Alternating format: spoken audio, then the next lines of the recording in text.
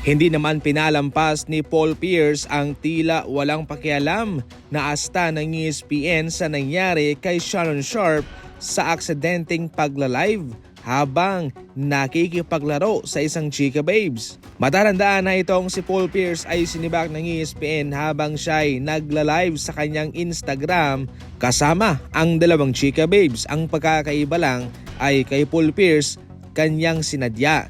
Kay Shannon Sharpe ay aksidente lamang. Ayon pa mismo kay Paul Pierce sa kanyang Instagram, hahayaan niyo na lang ba yung ginawa ni Shannon Sharpe na pwede siyang makipaglaro habang nagla-live samantalang ako hindi man ako pwedeng mag-live habang mayroong dalawang babae na may damit naman.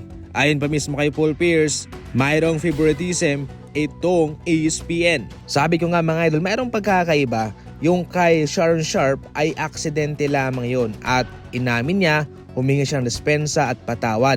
Samantalang itong si Paul Pierce ay kanyang sinasadya habang siya'y humuhot-hot pa kasama yung dalawang chika babes at kaya hindi naman talaga katanggap-tanggap yun. Ganun pa man, kasalukuyang nagtatrabaho pa rin sa Sharpe para sa ESPN samantalang itong si Paul Pierce ay wala. Para sa inyo mga idol, ano ang komento ninyo dyan? Mag-comment lang.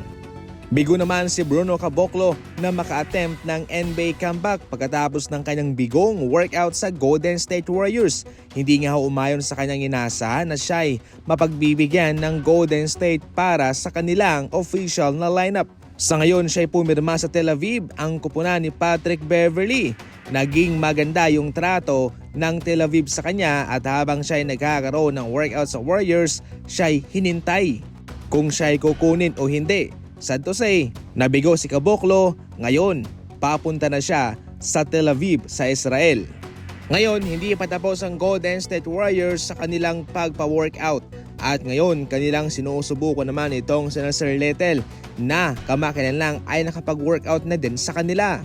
Maraming customer itong combo na forward na si Little dahil siya'y nagkaroon ng imbitasyon galing sa Boston Celtics, Golden State Warriors at Miami Heat. Pati na yung Sacramento Kings, yung ating ibinalita kanina lang. Ayon dito, mukhang ang Golden State Warriors at ang Sacramento Kings ang mayroong malaking tsansa na makuha itong si Sir Little kung saan marami pa naman silang bakante sa kanilang official na lineup.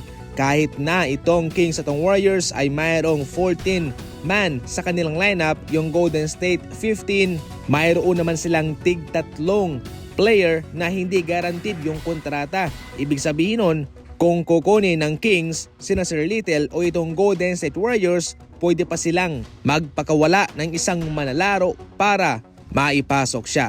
Combo forward ang laruan nitong sina Sir Little mga idol. Ibig sabihin nito ay mapapalakas niya yung forward rotation o posibleng center rotation ng Kings o ng Golden State Warriors kung sino man sa kanilang dalawa ang kanyang babagsakan. Gayon pa man, ating aabangan yan mga idol.